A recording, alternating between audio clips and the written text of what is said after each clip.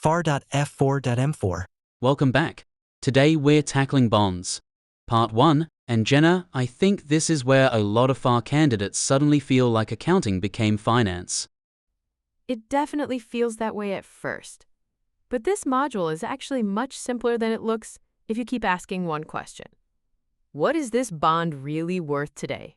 Almost everything in this module flows from that. That's already more comforting than staring at 6 present value factors and wondering if Becca secretly expects me to become an actuary. Fortunately, no. This episode isn't about memorizing tables. It's about understanding why the accounting works. Once you understand the story, the journal entries become much easier to remember. So let's start with the biggest picture possible. A bond is just a loan. Exactly. The company is borrowing money from investors. Instead of borrowing from one bank, the company borrows from many investors at once. The company promises 2 things. First, it'll make periodic interest payments. Second, it'll repay the principal when the bond matures. Everything else is just details about that promise. Here's an analogy. Imagine borrowing money from hundreds of people at the same time instead of one friend. You hand everyone identical IOUs. Those IOUs are the bonds. That's a great starting analogy. Just remember the IOUs themselves become securities that investors can buy and sell. The original lender doesn't have to keep the bond until maturity. That's one major difference from most notes payable. Which brings us to something Becca spends time comparing. Notes payable versus bonds payable. At first glance, they seem almost identical. Conceptually, they are. Both represent debt. Both require repayment. Both can require interest. The differences are mostly practical. Bonds are generally issued to many investors, often traded publicly, usually have standardized denominations, and commonly have longer maturities. Notes are usually negotiated directly between fewer parties. So if I remember nothing else, notes feel personal. Bonds feel mass-produced. That's a useful mental shortcut. Now let's introduce the vocabulary because the exam loves terminology. Here comes the dictionary section. It's actually worth knowing. The bond indenture is simply the contract. Think of it as the rule book that explains everyone's rights and obligations. The face value, sometimes called par value, is the amount that gets repaid at maturity. Not today's value, not the selling price. The amount ultimately repaid. So face value is kind of like the number printed on the IOU. Exactly. Then we have 2 interest rates. And this is where candidates often get themselves into trouble. I remember this confusion. There's the stated rate. Then there's the market rate. They sound interchangeable. They absolutely are not. Think of them as having completely different jobs. The stated rate determines the cash interest payment. That's its job. The market rate determines what investors are willing to pay for the bond today. That's its job. Don't switch them. Here's the analogy I always picture. The stated rate is the bond's birth certificate. Once it's born, that number doesn't change. The market rate is like the weather. It changes constantly. I like that. The bond doesn't wake up every morning and rewrite its stated rate. But investors absolutely wake up every morning deciding whether today's market makes this bond attractive. So here's the obvious question. Why wouldn't every bond just sell for exactly its face value?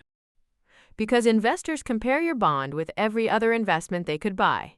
Suppose your bond promises 6% interest, but investors can earn 8% elsewhere.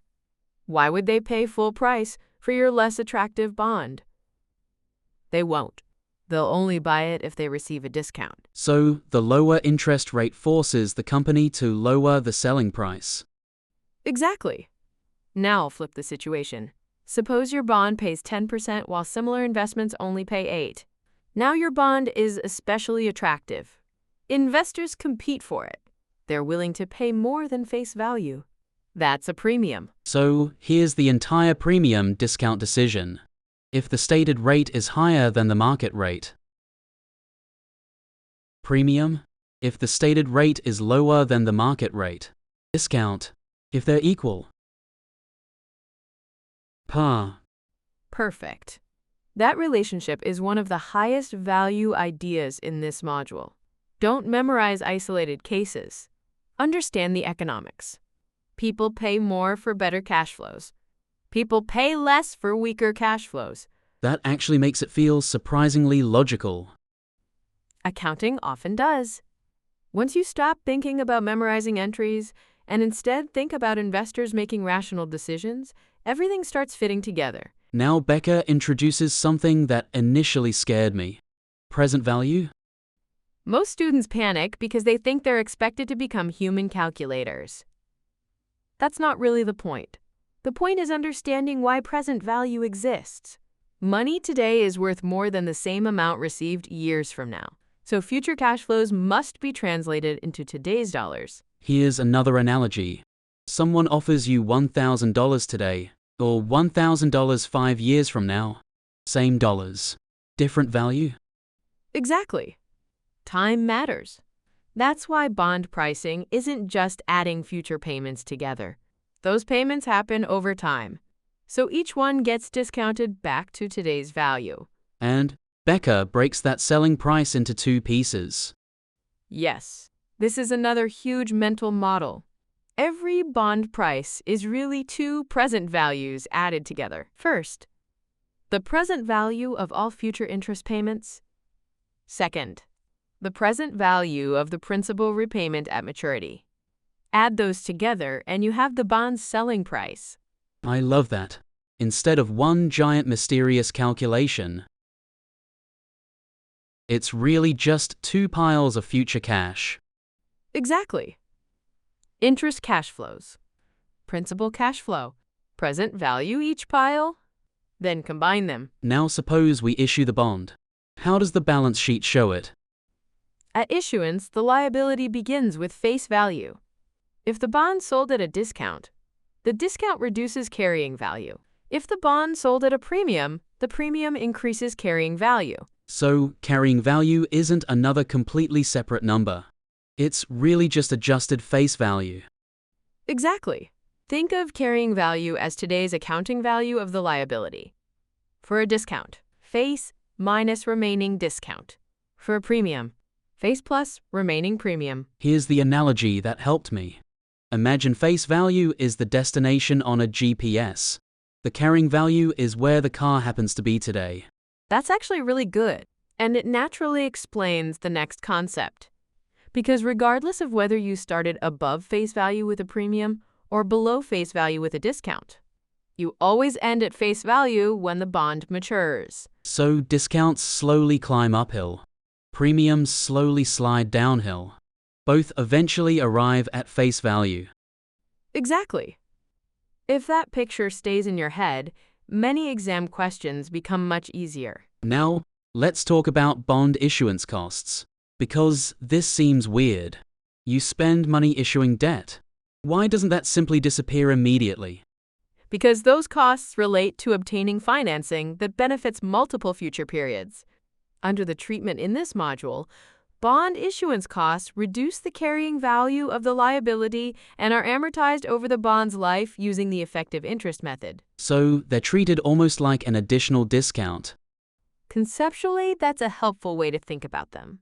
They're deducted from the carrying value and gradually recognized through interest expense over time. And Becca's passkey warns about something important. Sometimes an exam question simplifies things and treats those issuance costs using straight-line expense instead. Exactly. Read the question carefully. The default teaching emphasizes the effective interest method, but don't be surprised if the exam specifically tells you to use a simplified approach. Always follow the assumptions provided. Let's zoom back out. Because I think students sometimes lose the forest for the trees. What's the company actually trying to accomplish here? Raise cash. Everything else is simply measuring the cost of borrowing that cash. Premiums, discounts, present value, carrying value. They're all different ways of describing the economics of borrowing money. That's actually refreshing. Instead of viewing bonds as dozens of disconnected rules, they're really one story told from different angles. Exactly. And here's another distinction that trips people up. The cash interest payment usually doesn't equal interest expense whenever there's a premium or discount. Because cash follows the stated rate. But economic cost follows the market rate. Perfect. Today's module introduces that idea conceptually. The detailed mechanics come in the next bonds module. So don't get ahead of yourself. Just understand why those numbers can differ. Let's do a rapid-fire review. If the stated rate equals the market rate. Issued at par. Stated higher than market. Premium. Stated lower than market. Discount. Cash interest uses. The stated rate. Bond price uses. The market rate through present value. Carrying value eventually moves toward. Face value, always. And the selling price comes from. The present value of future interest payments plus the present value of the principal repayment. Before we wrap up, what's the biggest mistake you think candidates make on this module? Trying to memorize outcomes instead of asking why investors would pay a particular price. If you understand investor behavior, premiums and discounts become almost obvious. Mine would be mixing up the two interest rates. Every time you see a problem, immediately assign jobs. Cash payment. That's the stated rate. Pricing the bond. That's the market rate. Exactly. And one final mental picture. Imagine you're standing at bond issuance. Behind you is today's market. Ahead of you is maturity. The bond begins either above face value, at face value, or below face value depending on investor demand. But every single period, the carrying value moves toward exactly one destination: face value. If you remember that journey instead of isolated journal entries, you've already built the framework that makes the next bond module much easier. And that's the goal. Understand the story first. The accounting becomes a description of the story instead of something you have to brute force memorize. We'll build on that foundation next time with bond amortization, where we'll finally watch those premiums and discounts make that journey toward face value.